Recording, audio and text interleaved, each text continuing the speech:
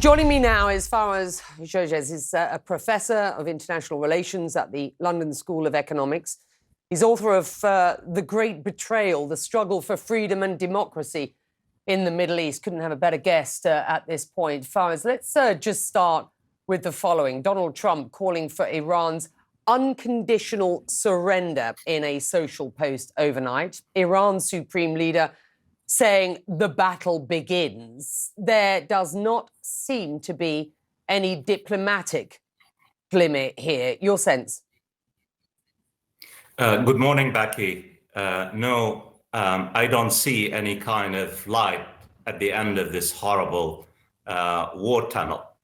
In fact, President Trump's call on Iran to unconditionally surrender is basically a testament to the fact that he is no longer interested in diplomacy. He made it very clear that he said he's not interested in diplomacy because he thinks that Israel is gaining the upper hand.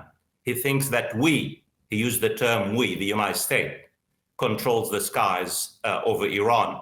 And as we know about Donald Trump, he loves to be with the winner. He loves winners and strong men.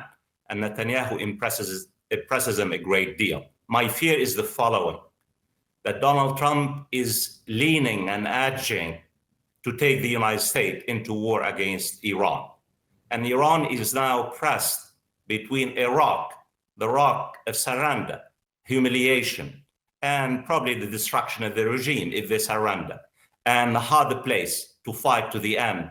I have no doubts in my mind that Iranian leaders will never, ever surrender. They will fight, even though the cost to Iran will most likely be catastrophic because of the power imbalance and asymmetry between Iran on the one hand and Israel and the United States and its Western supporters on the other hand.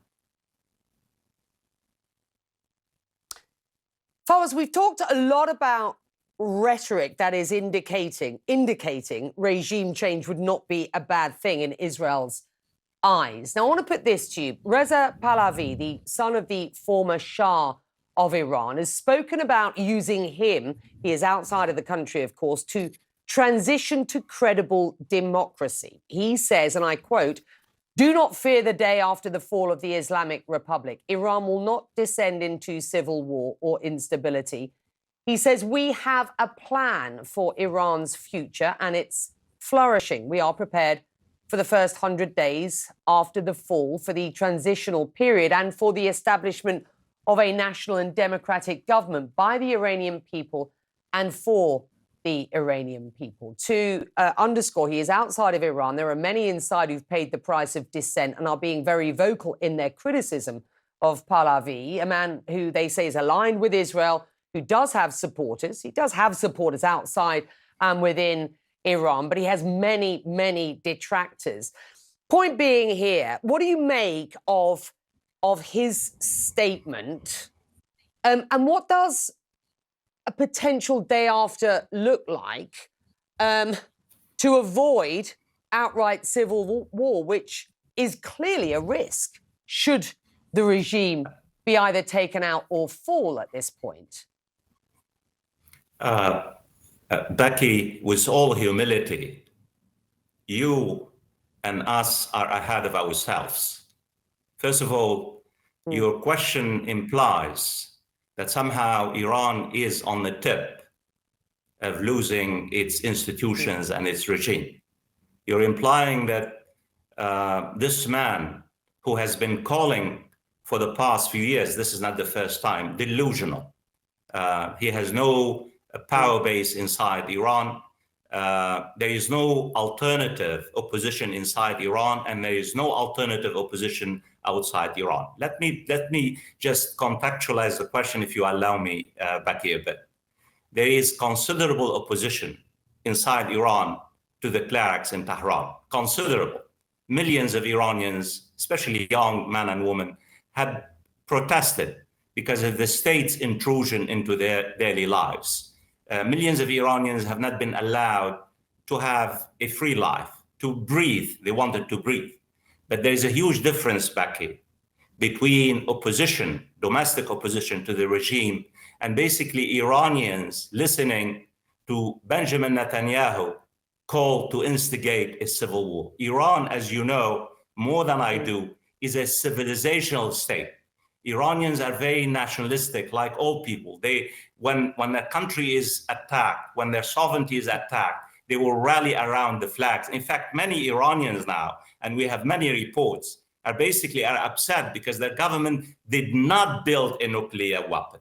In fact, many Iranians say we have the natural right to build a nuclear weapons, even though the CNN yesterday, as you know, the CNN reported that the assessment by US intelligence found that Iran was not actively trying to build a nuclear weapon, and Iran was years away from having the ability to do so. So please, let's not just listen to Netanyahu and think somehow tomorrow, the day after, and a new regime will come.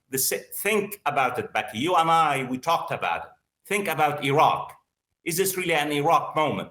When the neoconservatives, including Benjamin Netanyahu, said, once Saddam Hussein falls, Iraq will be a domino effect. Iraq will be a democracy. Iran would collapse, and Syria, and so on. Think of what happened in Iraq. Iran is a much bigger and a greater country. And the damage where you are in the Gulf, if the United States join the war, and we shall see, and I hope I am wrong, this will have catastrophic consequences on the political economy of energy. Iran is planning to mine the Strait of Hormuz. So it's not just a simple question like regime change and who's going to replace the clerics in Tehran. It's up to the Iranians themselves to really basically take on the clerics in Tehran. Yeah, and your perspective extremely important. Your analysis and insight, extremely valuable at this point. And I hear what you're saying. Jordan's air defense coming into play, and let's talk about this kind of, heightened regional concern. I'm here in our Middle East programming headquarters in Abu Dhabi. I'm well aware through talking to my sources around the region that there is real heightened concern. We have this video from not long ago from Jordan. They say their airspace will not be used as a battlefield.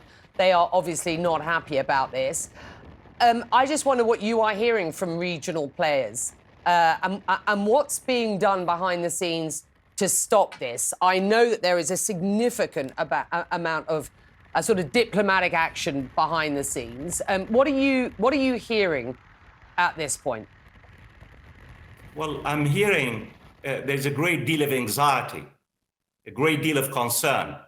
I was really surprised yesterday when the Emirates and Egypt warned against reckless decisions, which means the idea of regime change in Iran. The Jordanian king just said yesterday, Israel's war on Iran could have catastrophic consequences on the entire region. And even Saudi Arabia and Qatar, they have been trying to impress on President Trump the need to de-escalate because they're terrified on the consequences, the political economy consequences, in particular if this war escalates, in particular if Iran decides to mine the Strait of Hormuz, particularly if Iran decides to attack American bases in Qatar and Kuwait and Bahrain and other places. So throughout the region, and you cited President Erdogan, what he said. So the reality is throughout the region, even though they don't like the clerics, they're terrified that what Israel has started could really be a time bomb that basically implodes stability further, and the political economy of energy as well. Yeah, at a time when this entire region has been looking to de-escalate, has been looking to a future of economic integration and de-risking the region. We are just going to have a look at the oil prices now. Fawaz, thank you for your insight this morning, your perspective. Let's bring these oil prices up to Fawaz's point. I've been watching these oil prices all morning, and they are moving higher and continue to do so, now over 4% up on WTI crude oil, and on Brent, more than 4% up as well. There is clear concern over what could happen next, not least in the Strait of Hormuz, and that worrying the markets, worrying investors, and will be a worry to this region and the wider world. For the time being, that's it from the region on what is our breaking news.